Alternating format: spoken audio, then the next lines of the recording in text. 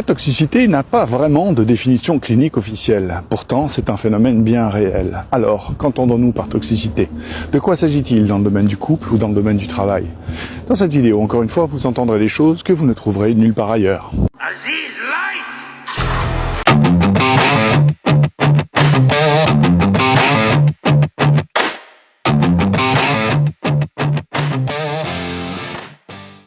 Le temps de cette vidéo, je vous propose d'entendre le mot de toxicité comme étant l'ensemble des grincements qui vont être délétères pour les interactions sociales. C'est-à-dire qu'elles vont gêner, freiner ou empêcher la coopération entre deux individus. Que ce soit au sein du couple ou dans un rapport organisationnel, la coopération a un but non seulement de performance, mais également de facilité, de fluidité des rapports humains. L'une des erreurs qui est fréquemment faite, c'est de penser que nous pouvons dire « l'affect, ça n'a rien à faire dans un bureau, il faut le laisser à la maison ». Si c'était le cas, et si c'était possible, imaginez la facilité du travail d'un psychologue. T'as peur de l'avion? Ouais, mais faut pas avoir peur de l'avion. Vous êtes dépressive? Oui, mais soyez heureuse. Hein? À bientôt. Penser qu'une secrétaire va avoir la même performance parce que son fils a 42 fièvre et que l'école vient de l'appeler, c'est une absurdité la plus totale.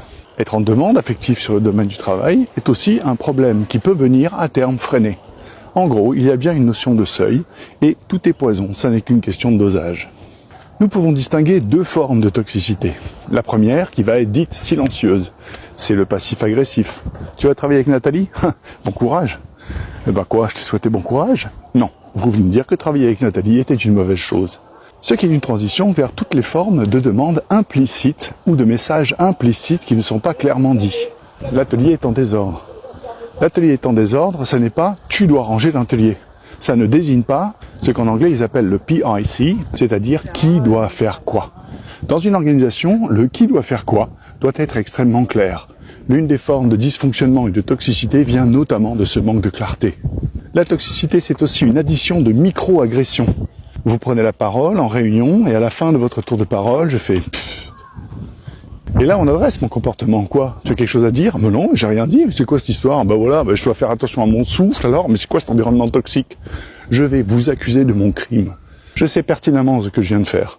La part linguistique est plus importante que le message lui-même. N'hésitez pas à me dire en commentaire ce que vous rencontrez comme difficulté sur votre lieu de travail.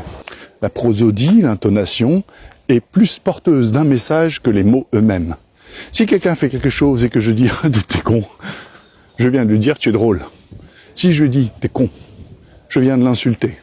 Dans les deux cas, si je retransmets ça par écrit, il n'y a pas l'intonation. La première des choses à faire, c'est à former, à informer et à permettre aux gens de prendre connaissance et conscience de ces facteurs. De sorte que plus personne dans une entreprise qui a été initiée à ces petits outils ne puisse se dédouaner en disant « non, non, mais pas du tout, c'est toi qui comprends mal ». Non. Ou en termes de communication, tu fais preuve de lacunes, c'est-à-dire des incompétences, ou alors de la malveillance. Dans les deux cas, ton attitude doit cesser, elle doit être adressée. La deuxième forme de toxicité, c'est type grandiloquente. Dans la problématique fondamentale au sein des toxicités, il y a une problématique de puissance et de pouvoir. Prenons l'exemple le plus fréquent, lorsqu'une personne, sur le même niveau hiérarchique que vous, va utiliser l'impératif.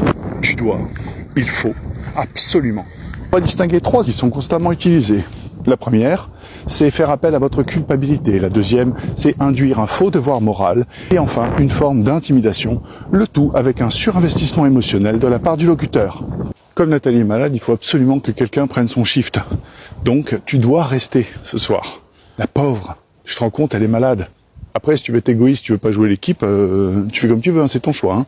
Conséquences sont les conséquences. Tu veux avoir un avenir dans cette entreprise. Là, vous avez la culpabilité, le faux devoir moral et enfin, l'intimidation. Enfin, pour cette vidéo, je vous propose de vous concentrer et de répartir toutes les informations qui vous sont données, qui vous concernent, versus les informations qui vous sont données, qui concernent votre travail ou votre tâche. Tu es comme ci, comme ça, ou ce serait bien si cette chose-là était faite comme ci ou comme ça. Est-ce que tu serais d'accord pour ?